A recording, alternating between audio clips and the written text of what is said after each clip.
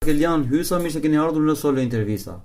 Ç'mund të thuash diçka për realitetin shqiptar sot? Çfarë po ndodh në shoqërinë shqiptare sot?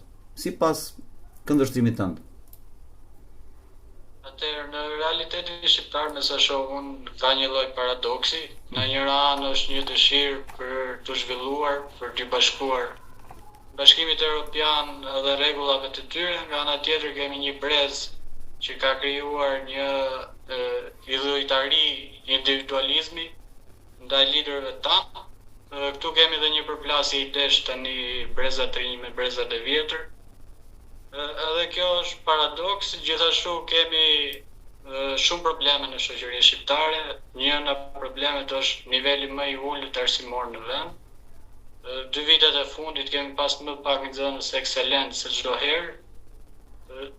Dhe janë ulur notat mesatare. Ka një problem që nuk po vjet fokusi në shkolla ose në programet shkollore të mendimit kritik, gjë që është shumë e nevojshme që edhe studentët që nesër do janë profesionistët e të ardhmes të kenë njohurimin i ligjit, të kenë një njohurimin i situatave politike, sociale, ekonomike të vendit. Ndryshe nuk bëhet dhe nuk zhvillohet një vend. Edukimi është hapi i parë. Si mendon ti Markelian, sa mund të zgjas kjo proteste shqiptarëve këtu në Shqipëri, në Tiranë, në rrethe, edhe në të gjithë botën ku jetojnë? Atëherë së pari njëherë kjo protestë është një mrekulli. I ka arritur disa objektiva që kanë qenë tepër të nevojshme në shoqërinë shqiptare.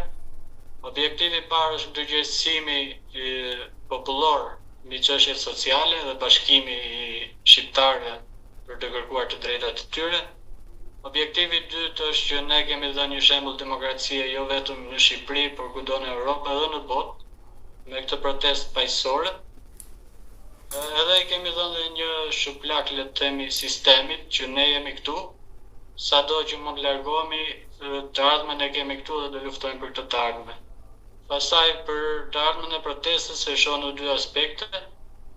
Në aspektin kryesor që jemi dhe aktualisht është në vlerësimi i kundërshtarit.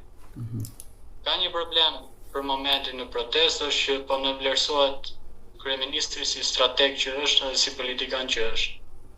Domethënë, ne po dalim atje me Ramai Berishai, por kjo nuk është një kauzë konkrete e cila mund të sjellë një ndryshim rrënjësor të sistemit, edhe po përqendrohet vëmendja nga ligjet kryesore që duhet ndryshuar që mund ta kthusë sistemin në thirrje propagandistike dhe politike si Ramai Berishai